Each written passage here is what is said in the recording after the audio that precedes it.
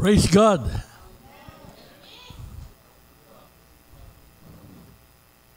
Mukhang maganda ang gising ng mga kapatid. Hallelujah.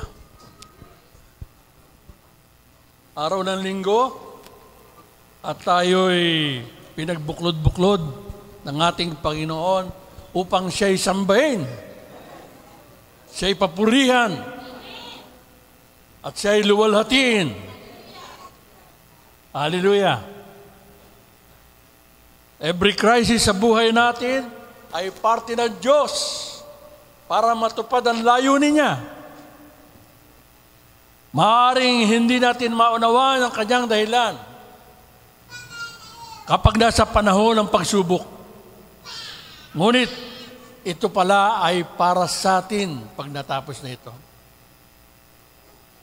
Effective biblical counseling must introduce God as the most basic, vital, hopeful person in our lives. Nasa Kanya ang lahat ng ating pangangailangan. Hinuhubog niya tayo upang mapagtagumpayan ang mga pagsubok. Amen! Ang Diyos, siya ay naroon sa panahon ng pagsubok. Sa kabuuan ng pagsubok, isa-isa niyang inaayos kung paano natin malalagpasan ang mga pagsubok na ito sa ating buhay. At kapag nalagpasan natin ito, tayo'y nagtagumpay, mawiwika natin, praise the Lord! Praise the Lord! Hallelujah!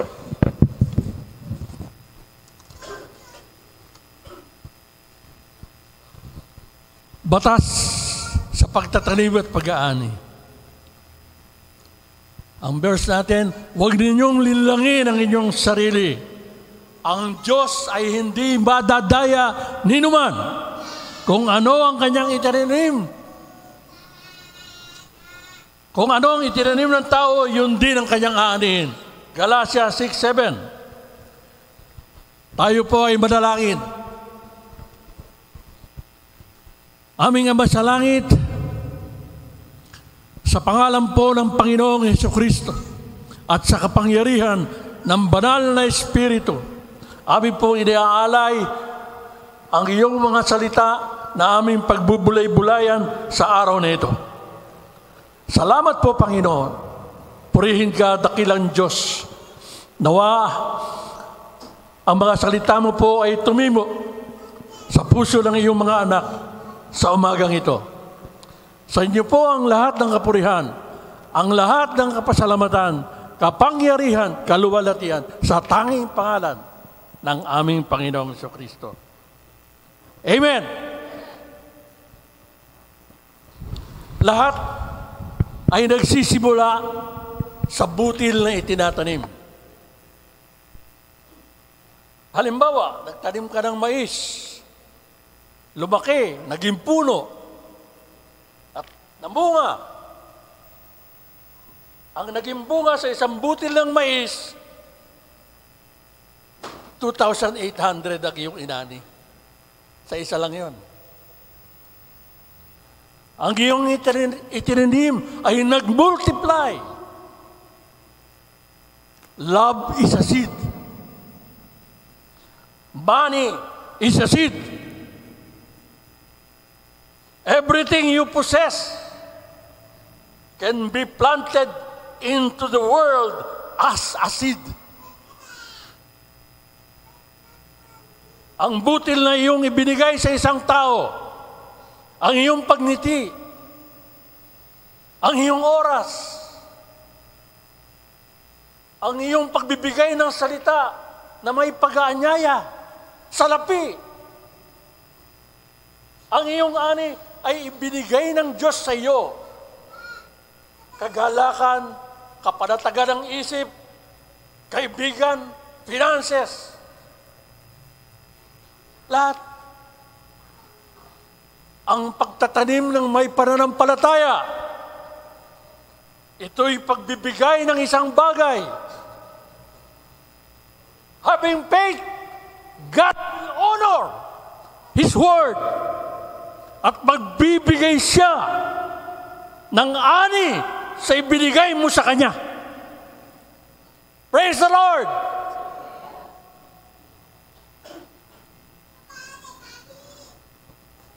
Ang pagtatanim ng may pananampalataya ay pagkakamit mo ng ipinangako ng Diyos sa iyo.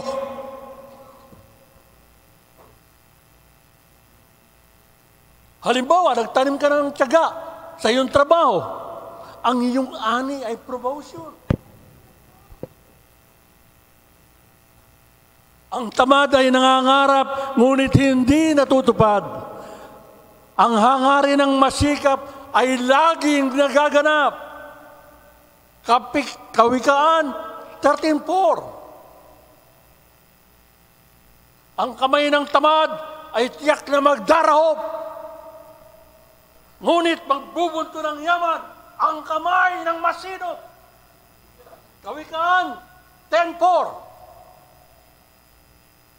Kapag nagtanim ka ng pag-ibig sa iyong pamilya, mag-aani ka ng pag-ibig. Kapag nagbigay ka sa gawain ng Diyos, tatanggap ka ng blessing at provision sa iyong finances.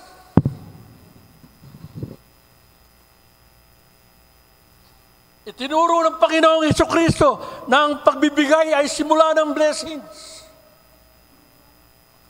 Magbigay kayo at bibigyan kayo ng Diyos. Hustong takal, siksik, liglig at umaapaw pa ang ibibigay sa inyo. Sapagkat ang takalang ginagamit nyo sa iba ay siyang gagamitin ng Diyos sa inyo. Luke 6:35. Jesus told the 100-fold principle. Sinabi ni Jesus, tandaan nyo ito. Ang sino mang mag-iwan ng bahay o mga kapatid, ina, ama, mga anak, o mga lupa dahil sa akin at sa mabuting balita, ay tatanggap ng makasandaang ibayo sa buhay na ito. Mga bahay, mga kapatid, mga ina, mga anak, mga lupa. Ngunit may kalakip na pag-uusig at sa kabilang buhay ay magkakaroon ng buhay na walang hanggan.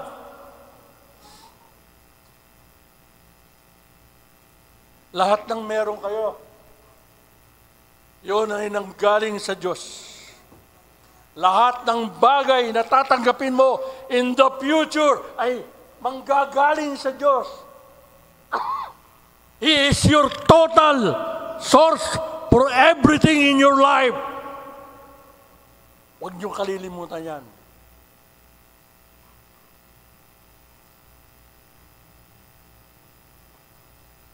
Ang sikreto ng iyong kinabukasan ay nakasalalay sa binhi na itinatanim mo ngayon.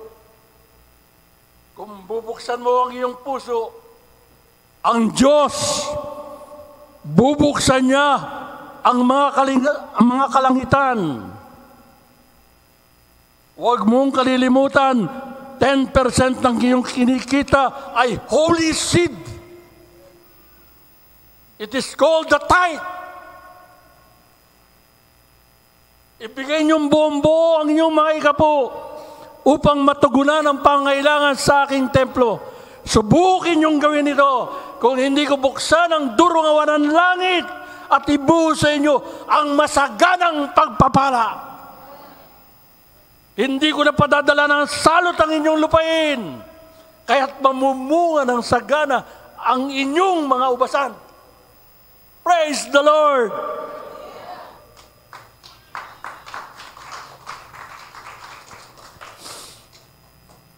Makakalusot ka sa mga trouble. Your seed can create that God has promised you.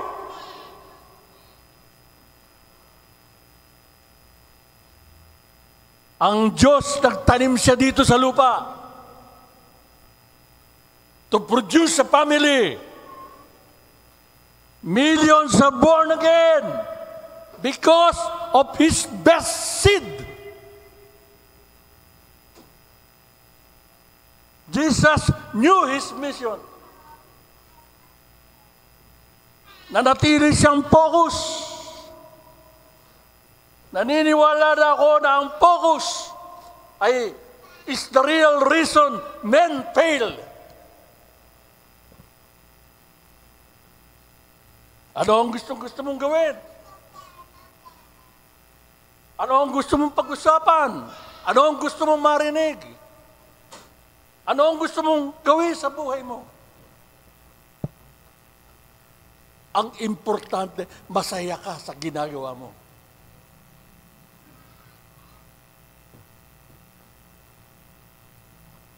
Ang Panginoong Jesucristo associated sa fisherman.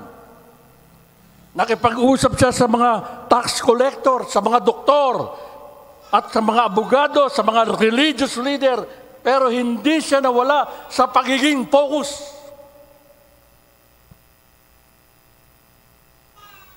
Binigyan siya ng Diyos Ama ng banal na espiritu at power.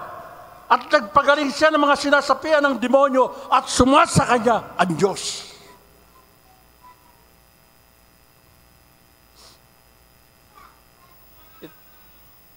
Stay away from unnecessary conflict. It is exhausting. It is unproductive. Quarreling and arguing are a waste of time. Warfare is costly and nobody really wins. Ang Panginoong Jesucristo, alam niya ang emptiness ng anger. Wala kang dapat patunayan sa iba. You are the offspring of a remarkable Creator. Ang sarap nun, ano? Offspring.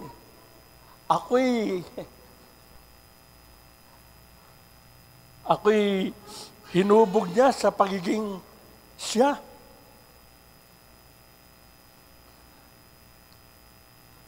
Nasa iyo ang isip ng Panginoong Jesucristo. Ang gifts at talents mo ibinigay ng Diyos sa iyo. Hanapin mo kung ano ito. Maghanap ka ng paraan kung paano gamitin upang matulungan ang iba, kung paano nila makamit ang kanilang dreams and goals. Pero wag mo sasayangin ang iyong lakas para may mapatunayan ka sa ibang tao. Alam ito ng Panginoong Jesucristo at nang tuksoin siya ng demonyo. 40 araw at 40 gabing nag-ayuno si Jesus.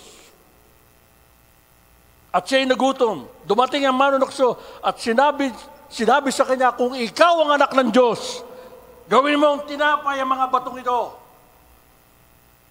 Ngunit sumagot ang Panginoong Jesucristo.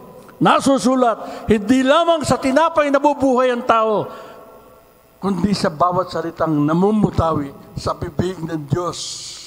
Amen. Matthew 4:24. 2 and 4. Anong naging reaksyon ng Panginoong Jesucristo? Confident siya.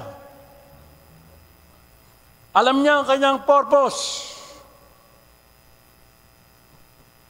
You are not responsible for anything but an honest effort to please God.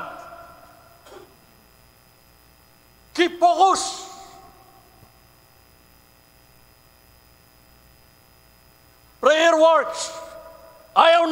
Satan yan. Gagawa siya ng paraan para pigilan ka. Huwag mo siyang pahihintulutan. Huwag mo siyang make a daily appointment with God. Tinuruan niya ang kanyang mga alagad kung paano manalangin. Mayroong 6 na kataga sa Lord's Prayer. Una, praise. Our Father which art in heaven, hallowed be thy name. Mark 6:9. Ito pa ang importanteng bagay na dapat niyong tandaan. Nag-assign ng Diyos ng kanyang pangalan, Jehovah Jireh. Genesis 22:14, which means the Lord provided. Jehovah Rapha. Exodus 15:26 means the Lord that heals. Priorities. Thy kingdom come, thy will be done in earth as it is in heaven. Matthew 6:10, dito mo itatanong sa Lord kung ano ang plano niya sa bawat araw. Itanong mo sa Kanya kung ano ang Kanyang gagawin sa gobyerno, sa trabaho mo, sa iyong pamilya, at sa personal mong buhay. Provision, give us this day our daily bread. Matthew 6:11, kapag nananalangin, pasalamatan mo ang Diyos sapagkat ibinibigay niya ang lahat ng iyong pangangailangan. Pardon and forgive us our debts as we forgive our debtors. Matthew 6:12. Tinuruan ng Panginoong Hesukristo ang kanyang mga alagad na patawarin nila ang sino mang nagkasala sa kanila. Kung ano man ang nangyari sa iba, ang Diyos ganun din ang gagawin sa iyo. Ang awa ay ipagkakaloob sa sino mang nagpapatawad. Huwag niyo kalilimutan yan. Protection. And lead us not into temptation, but delivered from evil. Matthew 6:13. Ang Panginoong Hesukristo ay tinulungan ang kanyang mga alagad na ipanalangin ang kaligtasan sa bawat araw. Praise! For thine is the kingdom, and the power, and the glory, forever and ever. Amen! Matthew 6:13. Tinuruan ng Panginoong Hesukristo ang mga alagad na sa katapusan ng panalangin, ibigay ang pagpupuri sa Ama, sapagkat siyang nagbibigay ng kanyang kapangyarihan sa sino mang tumatawag sa Kanya. Keep a prayer list. Set a special time each day. Have a special place for possible. Don't forget the prayer agreement. Sinasabi ko sa inyo,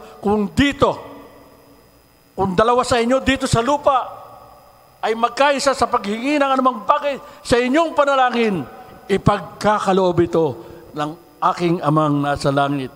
Matthew 18:19. Learn to reach. Isang sikat na bilyonaryo ang tinuruan niya kanyang ama. Isa sa kanyang libro ang nagsasabi na tinatawagan niya ang kanyang ama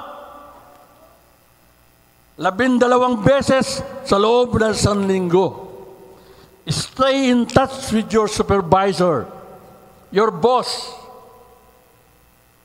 anyone who supervises you, mentors you, or guiding you into something you want to accomplish. Stay in touch regularly. Ang Panginoong Hesukristo, He was a miracle worker. Lagi siyang nakikipag-usap sa kanyang ama. Kaya't sinabi sa kanila ng Panginoong Hesukristo, dapat niyong malaman na walang ginagawa ang anak sa kanyang sarili lamang. Ang ginagawa lamang niya ay ang nakikitang ginagawa ng kanyang ama. Ang ginagawa ng Ama ay siya rin ginagawa ng Anak. Know the power of connection. Create contact. Dapat yung tandaan ito, ang unang hakbang para umasenso, somebody is a link to your future successes. Merong nakalinya yan. Sino dito sa inyo ang tanghali na kung gumising? Aminin.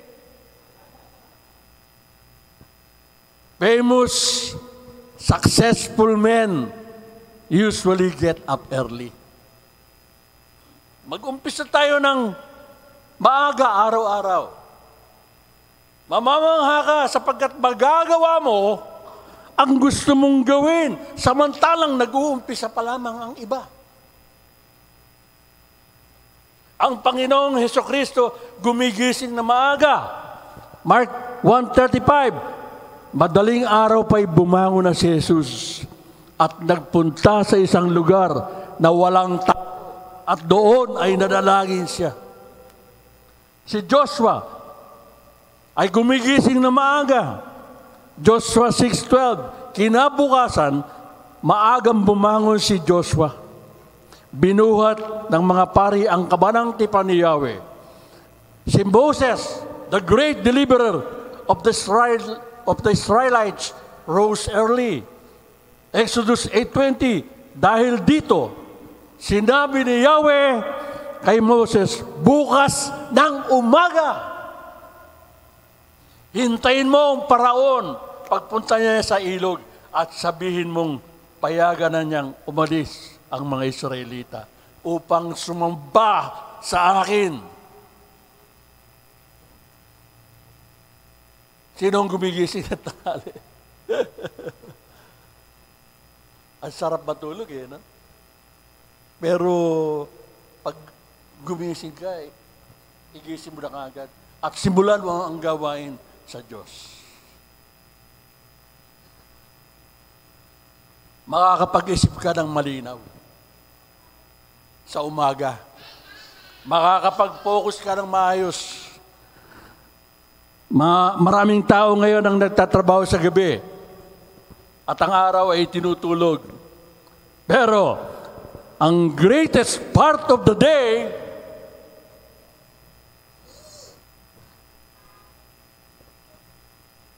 are early.